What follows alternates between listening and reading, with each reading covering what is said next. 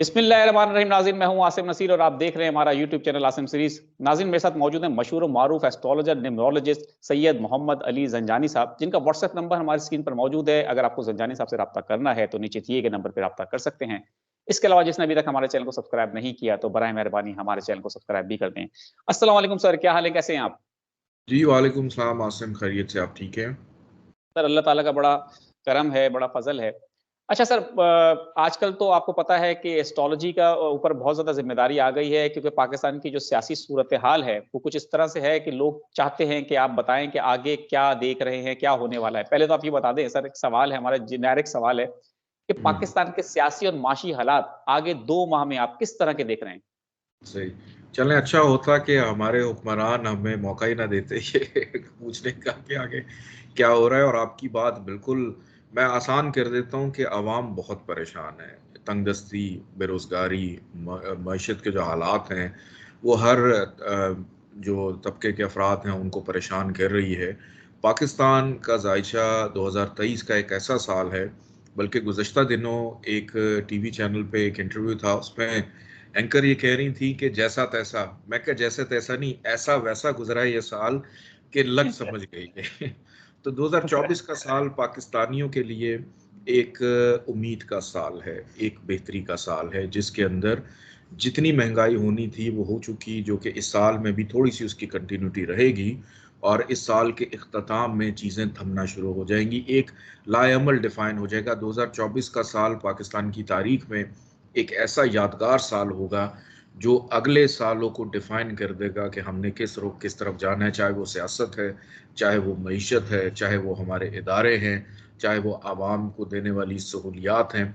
हर किस्म की चीज़ों के अंदर, चूंकि जुहल का साल आ रहा है, जुहल इंसाफ करता है, जुहल तय करता है कि किन किन की क्या लिमिटेशंस हैं, उसके अंदर रह के चीज़ों को लेकर चलना है। तो बहुत अच्छा साल आने जा रहा है और मैं अपने देखने वालों को यही कहूँगा, पुरुम्मीद रहें। इस साल में अल्हम्दुलिल्लाह हम देखेंगे कि पाकिस्तान अगले 19-20 साल में फलेगा, फूलेगा, ग्रो करेगा, तरक्की करेगा और बिजनेस भी पाकिस्तान में खुल के आएगा और सियासतदानों के लिए भी एक लाएमल डिफाइन हो जाएगा इंशाल्लाह। बिल्कुल ठीक है सर। सर, आपका सबसे पहले तो बहुत-बहुत शुक्रिया। हमारे देखने वाले भी खुश हो जाएँगे कि आपने थोड़ी-सी उम्मीद की जो किरण है वो जगा दी है लोगों के अंदर कि अगला साल कुछ बेहतर होगा, क्योंकि 2023 वाक़ई लोगों की चीखें निकल गई। सर, आगे बढ़ते हैं। पाकिस्तान तहरीक-ए-इंसाफ के इंट्रा पार्टी इलेक्शन के ऊपर इलेक्शन कमीशन ने फैसला सुनाया कि उसको कहा साफ और शफ़ाफ नहीं थे और बल्ले का निशान वापस ले लिया गया। बहुत बड़ा फैसला था पाकिस्तान तहरीक-ए-इंसाफ के खिलाफ इलेक्शन कमीशन का। पाकिस्तान की हिस्ट्री में इस तरह के फैसले बहुत कम आए हैं। पीपल्स पार्टी से एक ज़माने में जो पहले उनका निशान था तलवार का, वो लिया गया था, लेकिन वो इलेक्शन कमीशन का दौर उस वक़्त नहीं था, वो तो निशान ही हटा दिया था, उसके बाद वो तीर की तरफ आ गए। आप क्या समझते हैं, अदालतों में जा रहे हैं पाकिस्तान तहरीक-ए-इंसाफ के वुकला, ये इलेक्शन बल्ले के ऊपर होगा या बल्ले के बगैर आप देख रहे हैं?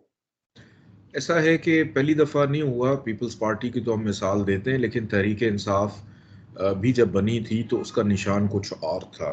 उसके चिराग चिराग बाद था ग़ालिबन। चिराग था, फिर वो चिराग आहिस्ता आहिस्ता जलता है, तो इसी तरह तहरीक भी आहिस्ता आहिस्ता चलती रही। जैसे ही बल्ला हुआ तो फिर हिट्स छिक्के लगने शुरू हो गए, सिक्सर्स। तो ये निशान गो के हर पार्टी की पहचान होता है, और ये निशान रहे या ना रहे, ये चीज़ तो तय है कि तहरीक इंसाफ इस इलेक्शन के अंदर वाज़े तौर के ऊपर तमाम जो सियासी जमातों को सरप्राइज़ देती हुई नज़र आ रही है। इलेक्शन अगर फ्री एंड फेयर होने जा रहे हैं।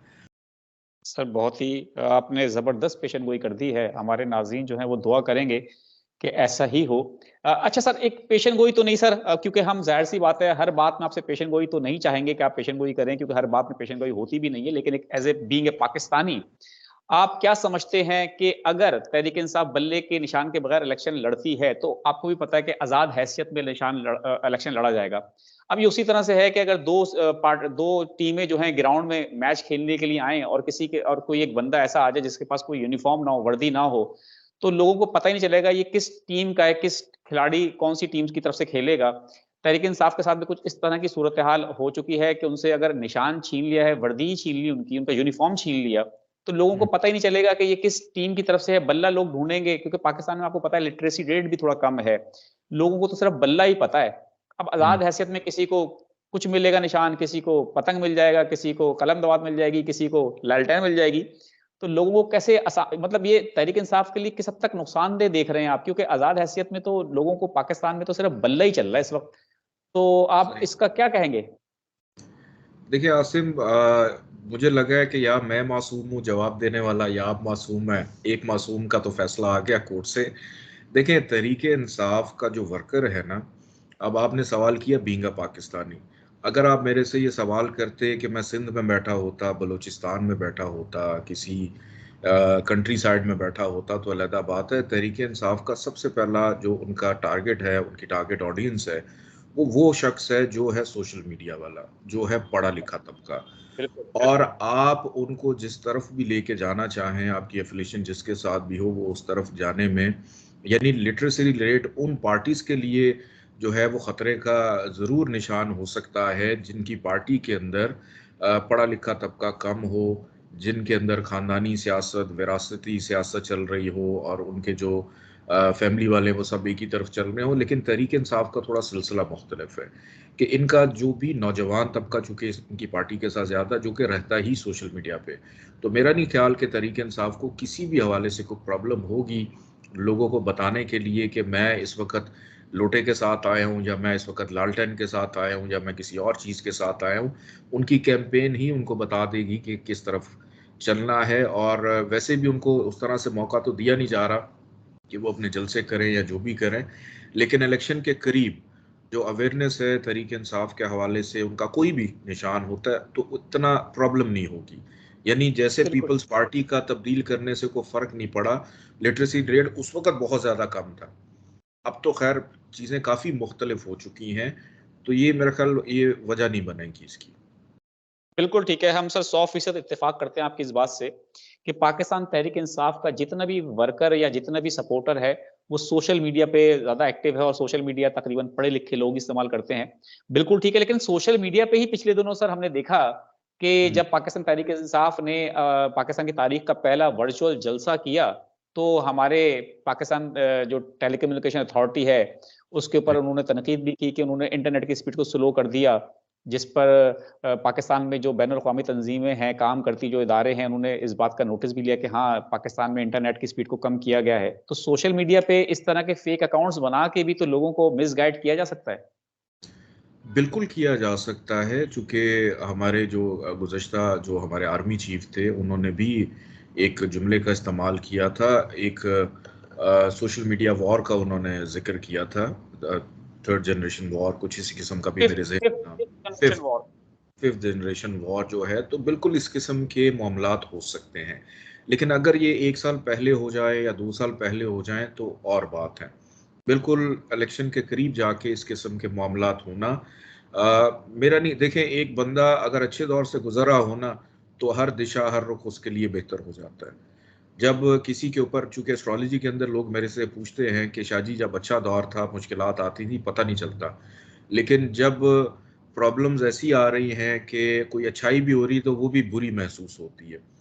तो जब अच्छी हवाएं चलना शुरू हो जाएं तो कहीं से भी कुछ भी हो जाए, चीज़ें आपकी फेवर में चली जाती हैं। तो मेरा नहीं ख्याल कि इस किस्म के कोई मामलात ऐसे होंगे। अगर हुआ भी, देखें लोगों को पता चल गया, लोगों को पता चल गया तो इस किस्म के मामलात मेरा ख्याल अब आगे चल के 2024 में कुछ लाए अमल डिफाइन हो जाएंगे कि उसमें ये चीज़ें जो हैं दोबारा इन फ्यूचर नहीं होंगी इंशाल्लाह।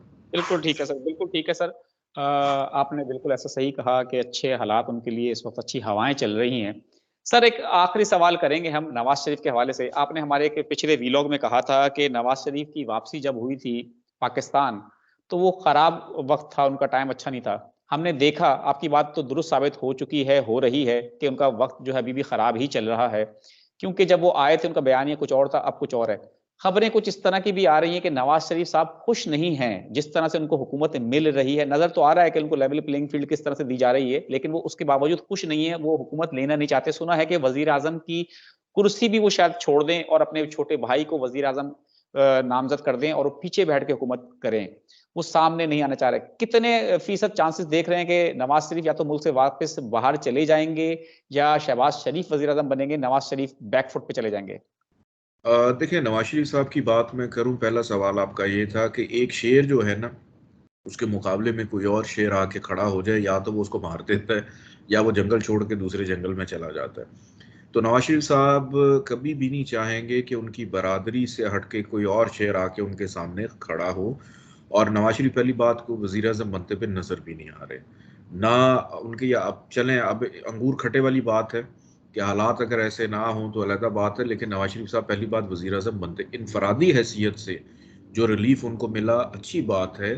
मेरी बड़ी दुआएं हैं, अल्लाह पाक हमारे मुल्क का असासा है उनको सेहत दें, ज़िंदगी दें, तमाम लीडरान को सेहत दें, ताकि हमारे मुल्क के लिए, आवाम के लिए कुछ अच्छे फैसले ये सब कर सकें।